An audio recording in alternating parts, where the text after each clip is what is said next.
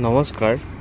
আমাৰ এই ঘৰখনৰ গাঁথনি কাম প্ৰায় সম্পূৰ্ণৰ দিশত, গতিকে আমি ভাবিলোঁ এটা ভিডিঅ' বনাই পেলাই গোটেই ঘৰখন দেখাই দিওঁ।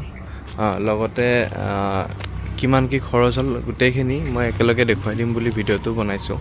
এতিয়া চাব, ঘৰটোত সোমাই পাব এটা কৰিডৰটো বহলে 4 ফুট ৰখা হৈছে আৰু কৰিডৰটোৰ বাওঁ পিনে মানে এইখন এখন বাৰাণ্ডা ৰখা হৈছে। বাৰাণ্ডাখন হৈছে দীঘলে 7 ফুট আৰু বহলে 15 ফুট।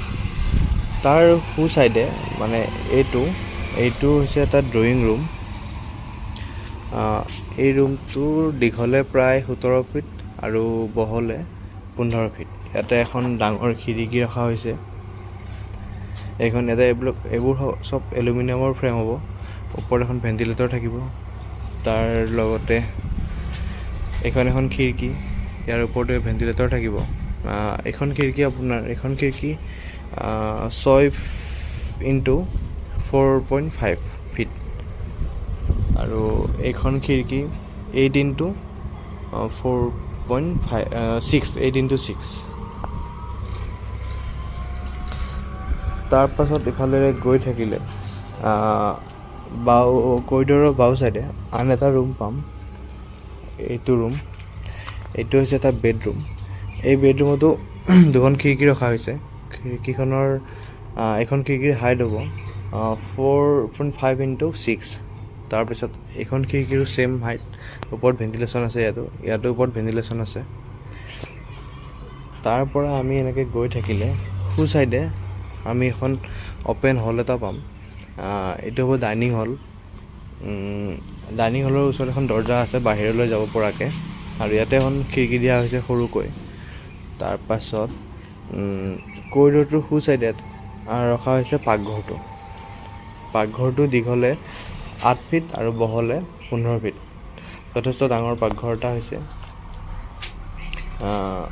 ইয়াতে এখন খিৰিকী ৰখা হৈছে 4x4.5 আৰু ওপৰত ভেণ্টিলেটৰ দিয়া হৈছে, আৰু চিমনি আৰু এখন ফেনৰ কাৰণে জেগা ৰখা হৈছে। তাৰপাছত আমি গৈ থাকিলে বাওঁফালে পাম আৰু এটা বেডৰুম। এইটো এটা মাষ্টাৰ বেডৰুম, যথেষ্ট ডাঙৰ বেডৰুম। এইটো দীঘলে প্ৰায় 17 ফুট আৰু বহলে 15 ফুট। ইয়াতো দুখন খিৰিকী ৰখা হৈছে, দুখনো ডাঙৰ ডাঙৰ খিৰিকী। তাৰ পাছত লগতে ইয়াতে এটা বাথৰুম ৰখা হৈছে, এটাচ বাথৰুম। ইয়াতে কুমুদ প্লাছ বাথৰুম হ'ব। তাৰ বাহিৰ পিনে এইখিনি জেগাত ইয়াতে এটা বেচিন এৰিয়া, ৱাশ্বিং মেচিন থ'ব পৰা বা যিকোনো বস্তু থ'ব পৰা এনেকুৱা এটা জেগা হ'ব। তাৰ এইটো চাইডে সোঁফালে আন এটা বেডৰুম আছে। এইটো হৈছে 14x13 ফিটৰ এটা বেডৰুম। এইটোতো এখন খিৰিকী দিয়া হৈছে, ওপৰত ভেণ্টিলেটৰ জেগা ৰখা হৈছে। এইখিনিয়ে ঘৰটোৰ গাঁথনিৰ কাম সম্পূৰ্ণ হ'ল। গাঁথনি সম্পূৰ্ণ হোৱালৈকে কিমান খৰচ গ'ল, কিমান কি বস্তু লাগিল, তাৰে এটি বিৱৰণ দাঙি ধৰিবলৈ চেষ্টা কৰিছোঁ। এতিয়া গাঁথনি কাম সম্পূৰ্ণ হোৱালৈকে আমাৰ ব্ৰিক লাগিলে 11,500, মানে ফাউণ্ডেশ্যন প্লাছ ওপৰৰ গাঁথনি। তাত 9 টকাকৈ পাৰ ব্ৰিক হ'লে খৰচ গৈছে 1,03,500 টকা। তাৰপাছত চিমেণ্ট লাগিছে 120 বেগ, 470 টকাকৈ ধৰিলে 56,400 টকা। তাৰপাছত ৰড লাগিলে আমাৰ 10 mm ৰড ইউজ হৈছে। 10 mm ৰড লাগিছে 172 পিচ আৰু দামটো 57,405 টকা পৰিছে। আৰু 5.5 mm কইল 129 পিচ দৰকাৰ পৰিছে, আৰু তাতে 12,625 টকা খৰচ হ'ল। আৰু 12 mm ৰড দিয়া হৈছে 5ডাল, তাত পৰিছে 2,587 টকা। আৰু টোটেল ৰডত কষ্ট পৰিছে 72,617 টকা। তাৰপাছত বালি ব্যৱহাৰ হৈছে 24 cm, এভাৰেজ 1,200 টকাকৈ পৰিছে পাৰ cm, আৰু তাত গৈছে 28,800 টকা। তাৰপিছত কাটা শিল ব্যৱহাৰ হৈছে, আৰু লগতে গোটা চিপছটো ব্যৱহাৰ হৈছে।